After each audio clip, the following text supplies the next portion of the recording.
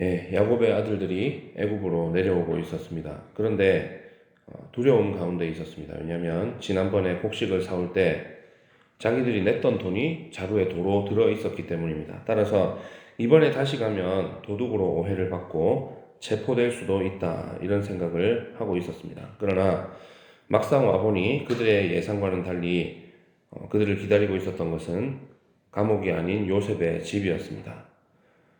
요셉의 집으로 가는 중에도 그들은 불안을 느낍니다. 따라서 지금 자신들이 처한 상황을 이해하지를 못하는 겁니다.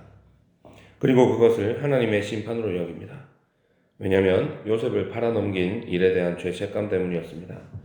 요셉에게 지은 죄가 아직 그들 안에 남아 있었습니다.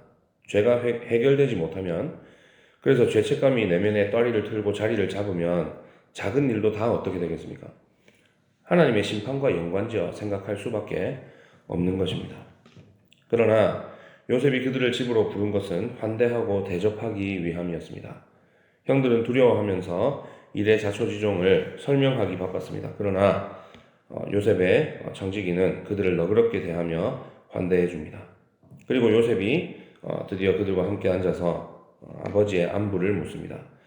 형들이 아버지 야곱의 안부를 전한 뒤에 요셉이 베냐민과 대면합니다. 그리고 사랑하는 동생에게 축복합니다. 상황이 이쯤 되자 요셉은 감정이 격동해서 울 곳을 찾아서 잠시 자리를 피하게 됩니다. 이어서 잔치를 열어서 형들을 대접하고 베냐민에게는 5배를 줍니다. 왜 그랬을까?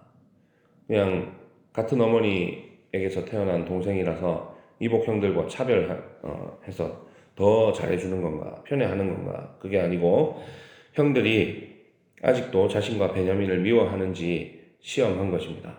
그러나 형들은 전과 같이 행동하지 않습니다.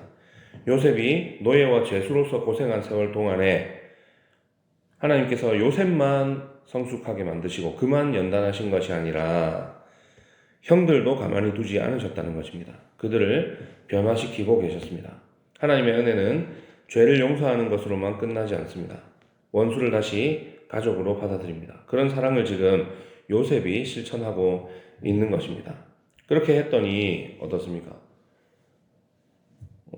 큐티책에도 나왔지만 베냐민에게 5배나 주는 것을 보고도 형들이 시기하지 아니하고 함께 즐거워했다. 형들도 같이 성숙해 있는 것을 보게 됩니다. 형제들은 두려워하면서 요셉의 집으로 들어왔지만 식탁에 앉아서 큰 기쁨을 누리게 됐습니다. 이것이 바로 하나님의 은혜임을 믿으시기 바랍니다. 정말로 하나님은 우리를 용서하시고 자녀로 받아주시는 은혜의 하나님이십니다. 우리는 심판을 예상하고 두려워하지만 하나님께서는 회복과 구원을 준비하십니다. 우리는 죄 때문에 하나님과의 관계가 망가졌으니 도망치려고 하지만 하나님께서 우리를 불러주십니다. 뿐만 아니라 우리의 죄를 용서하시고 우리를 자녀로 맞아주십니다. 오늘도 하나님께서는 두려움 속에 있는 우리를 환대의 자리로 불러주십니다. 오늘 말씀을 기억하면서 두려움에 갇혀있지 않고 하나님의 은혜에 자신을 맡기고 나를 위해 일하시고 구원을 이루시는 하나님의 사랑과 은혜를 찬양하는 저와 여러분이 되시기를 주님의 이름으로 축복합니다. 기도하겠습니다.